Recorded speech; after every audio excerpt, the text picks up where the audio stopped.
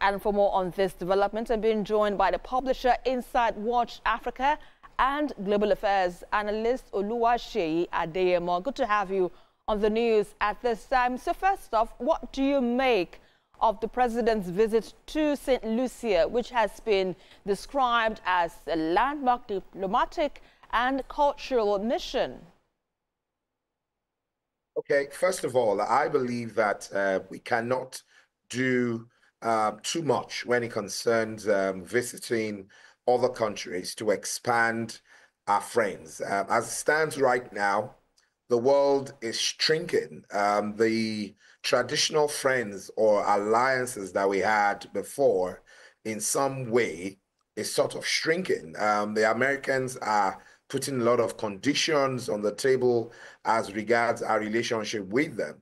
And I think for every right-thinking president or government of any nation, this is the time to start looking at opening up more networks, ensuring that you're able to build up your network and get more friends in the house, because I believe there's a lot to learn. Apart from the historical ties that is between both countries, there's a lot to learn, particularly in developing a very, very strategic tourism industry that they are doing very well in. I believe that, doing business with them or coming into alliance with a country as St. Lucia, we will have a lot to learn. We could also look at the diversification of the economy. They're doing well in that area as well. So in my opinion, I believe strongly that Mr. President's visit to St. Lucia at a time like this is good for our nation, because in my opinion, is opening up new frontiers for the development of the country. Right, but beyond aligning with Nigeria's foreign policy and, of course, diaspora relations, democracy and other highlights you've mentioned, what other opportunities now do you think can be harnessed by this relationship, especially as this is seen now to support the African Union's 6th region agenda?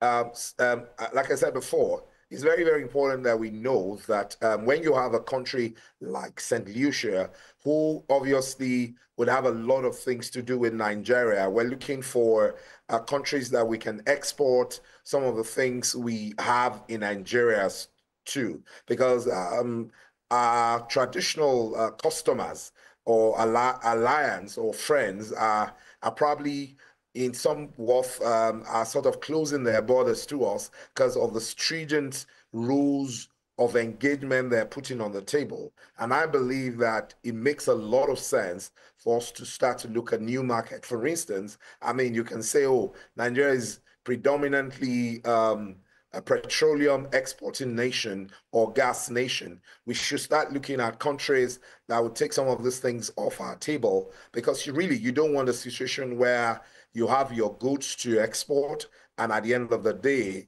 your traditional clients or customers are now bringing conditions that probably you will not be very comfortable with. So, in my opinion, I think that it is strategic, and it makes a lot of economic sense to take a trip like this at a time like this, when everybody's looking for new alliances all over the place. And what kind of follow-up actions now would be necessary now to ensure that this diplomatic mission doesn't end up as just a mere ceremonial engagement? Okay, so I know that Mr. President has gone there with some aides, and I'm sure they're taking notes. Like I said, there's a lot to learn from them, and there's a lot to share with them. I'm hoping that when they return back to Nigeria, they will now start to work on the things they've learned and the opportunities that have opened up to them. You're very right. You don't want a situation where at the end of the day, after this visit, they would justify those who have been criticizing the fact that this is probably a journey on vacation for Mr. President. I'm one of those Nigerians that believe that it is possible to take advantage of a visit like this, and my hope would be that when Mr. President returns with his team, they will get to work. They will be able to clearly sort of highlight the things they've learned and how they want to take that forward. So that, for me, will be the right step to take. Because without a doubt, it is impossible to go to a place like that and not have lessons to learn. All right, and that's a fine place to live in. Thank you so much, Lucia Adeyemo, for your insights on the news at 10 tonight. Thank you so much for having me.